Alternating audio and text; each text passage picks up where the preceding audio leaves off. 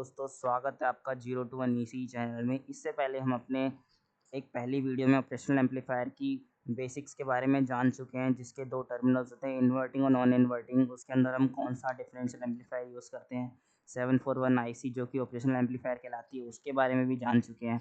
अगर आपने वो वीडियो नहीं देखी है तो आप मेरे चैनल पर जाके उसको देख सकते हैं। तो आज के हम वीडियो में कवर करने वाले हैं ऑप एम्प के और कुछ फंक्शन, जैसे आउटपुट ऑफसेट वोल्टेज क्या होता है, इनपुट ऑफसेट वोल्टेज क्या होता है, इनपुट ऑफसेट करंट क्या होता है, इनपुट वाइज करंट क्या होता है। ये सारे टॉपिक्स आज हम अपने इस वीडियो में कवर करने वाले हैं। इस वीडियो को शुरू करने से पहले मैं रिक्वेस्ट करना चाहूँगा कि अगर आपने मेरे चैनल को लाइक्स और सब्सक्राइब नहीं करा है तो प्लीज़ मेरे चैनल को लाइक और सब्सक्राइब करें, जिसकी मदद से मुझे मोटिवेशन मिले कि मैं और भी बेहतर वीडियो आपके पास पहुंचा सकूं। तो चलिए शुरू करते हैं अपना पहला कॉन्सेप्ट आज का, जो कि है output offset voltage. Output offset voltage क्या है कि now even when both inputs are counted, that means 0 volts, the op amp still gives a small output voltage. ये क्या कह रहा है कि जब नॉन इन्वर्टिंग और इन्वर्टिंग टर्मिनल को ग्राउंड कर रहे हैं, जिसके बावजूद हमें 0 वोल्टेज मिलनी चाहिए आउटपुट साइड पे, पर फिर भी हमें कुछ सम ऑफ वोल्टेज हमें हमें आउटपुट साइड पे मिल रही है। अब ऑप एम्प क्या होता है कि दो मोड में काम करता है, एक तो आइडियली मोड में और एक प्रैक्टिकली मोड में। आइडियली मोड में जो वोल्टेज मिलती है हमें जीरो ही मिलती है, पर in case of practical mode हमें जो वोल्टेज मिलती है वो कुछ वोल्टेज हमें फिर भी हमारे को आउटपुट में मिलती है, जब भी हमारे दोनों इन्वर्टिंग और नॉन इन्वर्टिंग टर्मिनल ग्राउंड है। इसका रीज़न क्या है? जब which is caused by differential amplifier, and this output is here because of their differential amplifier collector current voltage are not same, and therefore the differential amplifier amplify the collector current voltage after difference of their collector voltages and then it can transmit। इसका मतलब क्या है कि हम जो differential amplifier इसके अंदर use करते हैं, dual input balanced output.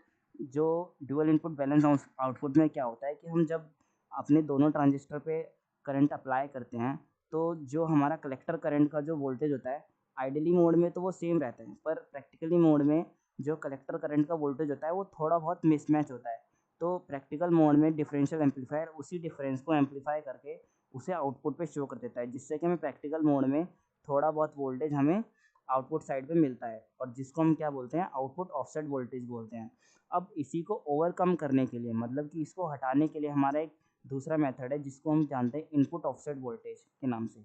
Input offset voltage में क्या है कि input offset voltage is the small voltage that must be applied between the input terminals of an op amp to make the output exactly zero। अब इसमें क्या होता है कि जो इनपुट इनपुट ऑफसेट वोल्टेज में क्या होता है कि हम किसी भी एक टर्मिनल पे एक अपोजिट पोलैरिटी का वोल्टेज अप्लाई कर देते हैं, जिससे कि हमारा जो वी आउट पे जो इनपुट आउटपुट आ रहा होता है वो क्या हो जाता है, जीरो हो जाता है। अब यहाँ पे वो बता रहा है कि कैसे वो वर्क करता है। In a perfect op amp if both inputs are equal, the output should be zero, but in real op amp due mismatch inside the output may not be zero, so we apply a teeny voltage between the input to fix it। मतलब कि हम एक voltage apply कर देते हैं input side पे, जिससे कि हमारे को आउटपुट साइड पे क्या मिले, जीरो मिले। इन प्रैक्टिकल केस यहाँ पे लिखा हुआ है ना, रियल op amps, मतलब कि प्रैक्टिकल केस में इस प्रॉब्लम को हम दूर कर सकें। तो इसको हमें ओवरकम करने के लिए क्या यूज़ करना पड़ता है, इनपुट ऑफसेट वोल्टेज का अप्लाई करना पड़ता है। अब अपने तीसरे टॉपिक की तरफ चलते हैं। आज का तीसरा टॉपिक है input offset current. Input offset current क्या होता है? Input offset current is the difference between the two input bias current of an op amp. अब एक ट्रांजिस्टर के अंदर तीन टर्मिनल्स होते हैं, एमीटर, कलेक्टर और बेस। जो कलेक्टर का काम था वो इन दोनों में था, आउटपुट ऑफसेट वोल्टेज और इनपुट ऑफसेट वोल्टेज में हमारे कलेक्टर्स का काम था। बट अब इनपुट ऑफसेट करंट में क्या किसका काम है, बेस करंट का काम है। अब क्या होता है कि जो बेस करंट का डिफरेंस होता है, मतलब जो डिफरेंशियल एम्पलीफायर के बेस करंट्स होते हैं, उनका डिफरेंस यहाँ पे एम्पलीफाई होके हमें आउटपुट साइड पे मिलता है, तो उसी को हम क्या बोलते हैं, इनपुट ऑफसेट करंट बोलते हैं। Why does it happen? In an ideal op amp both terminal draw equal current. मतलब कि ये और ये करंट क्या होता है कि आइडियली सेम ही करंट देते हैं, तो इसका मतलब तो हमें आउटपुट पे जीरो मिलना चाहिए। पर in practical case, but in real op amps, one input draws slightly more or less than current than the other। The difference between these two currents is called the input offset current। मतलब कि जब इन practical case में क्या होता है कि इसका और इसका वैल्यू थोड़ा बहुत मिसमैच होता है, जिसके कारण डिफरेंशियल एम्पलीफायर उस डिफरेंस को एम्पलीफाई करके हमें आउटपुट पे कुछ वोल्टेज देता है, तो उसी को क्या बोलते हैं, इनपुट ऑफसेट करंट बोलते हैं। यहाँ पे इनपुट ऑफसेट को करंट को हम शॉर्ट फॉर्म में क्या लिख सकते हैं, IOS, और इसका जो फार्मूला होता है मोड में IB1 माइनस IB2, यानी IB1 जो हमने नॉन इन्वर्टिंग टर्मिनल पे करंट दिया और IB2 जो हमने इन्वर्टिंग टर्मिनल पे करंट दिया, और उनका डिफरेंस हमें क्या मिला, आउटपुट साइड पे मिला। तो वो हमारा क्या हो गया, इनपुट ऑफसेट करंट जो हमें आउटपुट साइड में मिल गया। ठीक है, अब आते हैं हमारे लास्ट टॉपिक की तरफ, इनपुट बाइस करंट। इनपुट बाइस करंट क्या होता है, इनपुट बाइस current is the average of the DC currents entering the inverting and non inverting terminal of op amp. अब क्या है कि इनपुट इसमें इनपुट ऑफसेट करंट में क्या था कि हमारे दोनों टर्मिनल पे सेम करंट जा रहा था, फिर भी हमें आउटपुट मिल रहा था।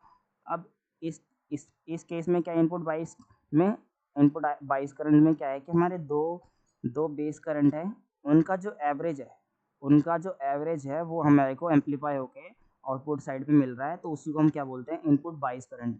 Why does it happen? Ideally, the input current should be zero, but in real op-amps, a small current is needed to operate the internal transistor. This small current is called the input bias current। मतलब कि internal transistor को work कराने के लिए थोड़ा बहुत जो small current हमें रिक्वायर्ड होता है, वो करंट हमें किससे मिलता है, इनपुट बाइस करंट से मिलता है। इनपुट बाइस करंट का जो फॉर्मूला होता है उसको निकालने का, वो क्या होता है, IB equal to IB1 plus में IB2 डिवाइडेड बाई 2, जिससे कि हम क्या करते हैं, इनपुट बाइस करंट अपना निकाल सकते हैं। तो आज की वीडियो में बस इतना ही। अगर आपको मेरी वीडियो अच्छी लगी हो तो प्लीज़ मेरे चैनल को लाइक एंड सब्सक्राइब ज़रूर करें, और भी अपडेटेड वीडियो पाने के लिए प्लीज़ नोटिफिकेशन ऑन करें मेरे चैनल का।